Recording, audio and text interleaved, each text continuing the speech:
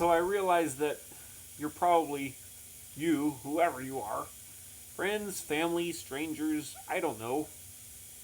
I don't know who's watching these videos. But I realize that it's not fun to just sit there and watch me. Like, me and my silly blonde haircut and my idiotic things I say sometimes. But I'm trying to make some points. I'm trying to help. So once I think of something more interesting to look at than me, like nature, I've been trying to implement some nature into my videos and just speak while you can watch nature instead of looking at me in my stupid garage here.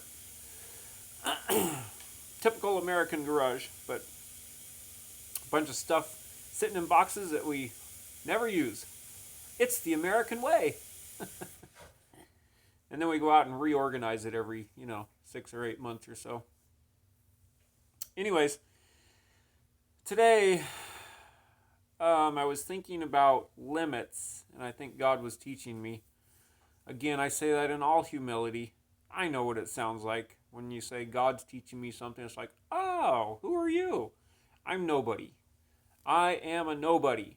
Christ is everything. Make that very clear. If anything real or true or of any real honest value comes out of me, it's God. It's Christ. It ain't me. So,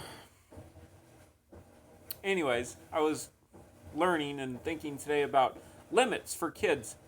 When you set limits for kids and give them boundaries, real limits and boundaries based on reality, based upon the realities of life, right? So, as in physics, there are real limits, right? The laws of physics. They hold true, period, no matter what happens. The same is true spiritually, mentally, relationally, emotionally.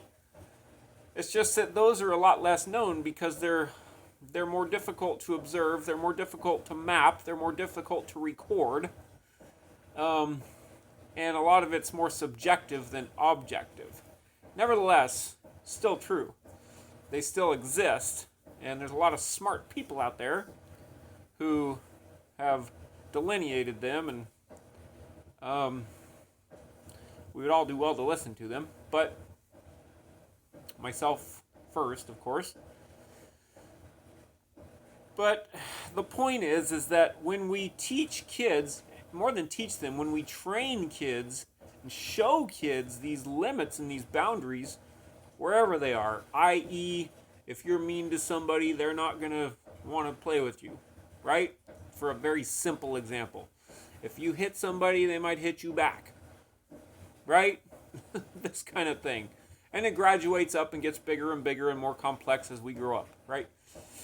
Tons of that kind of stuff. But if we teach and train kids these limits, these boundaries in love, if we do it in a completely loving way, we don't do it out of anger, we don't do it out of control, we don't do it to cause them fear, we do it simply by pure logic and reality. Well, logic isn't the right word. We do it simply, purely just doing it, okay?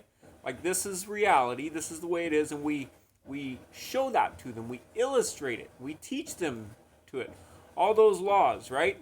The laws of reality, I like to call them, right? And we illustrate those to them and show them to them and show those to our kids so that they know, oh, if I do this, this happens. If I do this, this happens. If I don't do this, this won't happen. Blah, blah, blah. And they make all these connections, and they start to build this structure around them in their mind and in their understanding and in their paradigms of the world that they live in. It creates secure human beings. It makes them very, very secure when it's done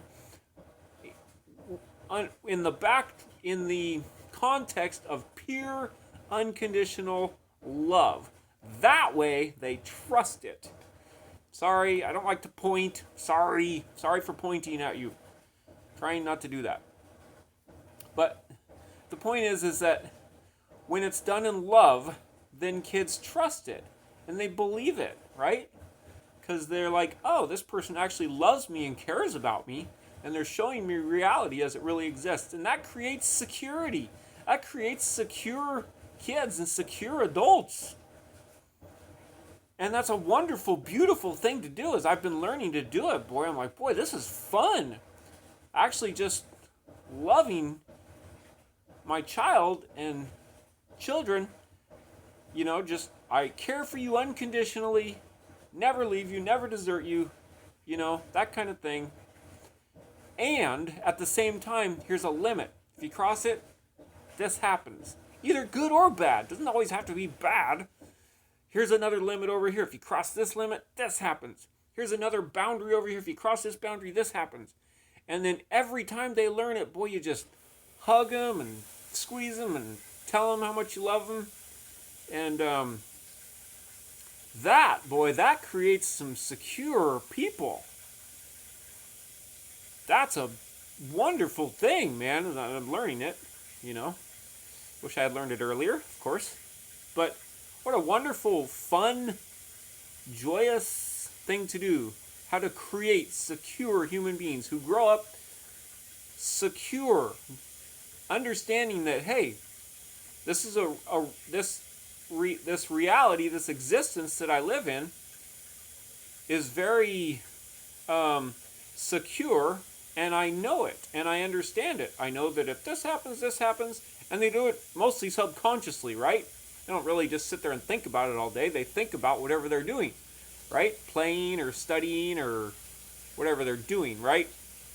But they just know because they've been trained that this limit, this boundary, limit, boundary, free over here. I can go so far over here, but I can go only so far over here, blah, blah, blah, blah, blah. It's very complex, but we can do it. And boy, they're just secure, and they know, boy, I am loved perfectly by the authority figures in my life. And like they just navigate the world in security, right? As opposed to any number of driftings off from that, right? Any number of not variations, but any number of ways of training kids to grow up not there, in something else, right? I.e., here's one example, okay? One example would be controlling a kid, not manipulating, but controlling a kid through fear, okay? So if we just control a kid, say, you do this or else, his whole life, right? And, that's how the kid grows up. We might think that, well, we're protecting that kid because he's going to know, boy, he better not get out of line or he's going to get hurt. But that's a false sense of security and a false sense of safety because it's undergirded with fear, for one, which creates insecurity. Fear always creates insecurity. Love creates security. Number two, it doesn't really teach them the real boundaries and the real limits in life. It teaches them false ones. It teaches them, okay, this authority figure who I cannot trust is going to hurt me and punish me if I cross his unrealistic boundaries. His, her, whatever. I'm not stereotyping here. I'm just making a point. So what we teach that kid is that the authority in my life has their own arbitrary boundaries and their own arbitrary limits, and if I cross those arbitrary limits, then I get hurt. That's false. That's not in line with reality. That's a synthesized reality coming only from that authority figure, which does not teach the child reality and which does not create security in the child.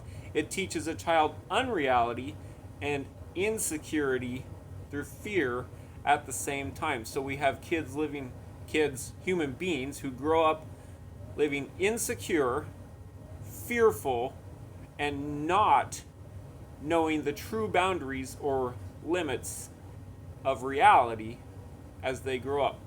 So they grow up very insecure, afraid, and not knowing of the real boundaries and the real limits that exist in life. And so when they finally find the bravery to break free from the fear and the control of the artificial synthesized limits and boundaries of the fearful authority figure in their lives, then they don't realize that there are real limits and boundaries in life. And so they naturally go cross them and they naturally get hurt. And then, that's a recipe for disaster, right? And then it can be tempting for casual observers to just observe and go, oh, that's a rebellious kid. That's a rebellious kid. He always gets in trouble. It's like that casual observation is not in line with reality either, because it's shallow. It's simply based on observation and action. It's not taking into account the reasons why this human being, this person, this real person is doing it, who has been trained in an unrealistic paradigm of reality, undergirded with fear, which makes him insecure, which fear always produces anger. Anger rebels against an unrealistic, controlling, non-caring, unloving authority. Boom. Rebellion. Not rebellion, it's help me break free from this insecure, fearful reality that's been imposed on me by authority, and then I'm trying to break free, and I don't even know that there's real boundaries out there and real limits that if I cross them, I'm going to get hurt. So, this is important. This is important stuff. Again, I'm not trying to preach at you. God, I've gotten some feedback on my videos, and man, I'm not trying to be arrogant. I'm not trying to preach. I'm just trying to save lives, people. Why? Because I'm so smart? No, because I'm such an idiot apart from Christ. I'm glad to admit it. It's the truth.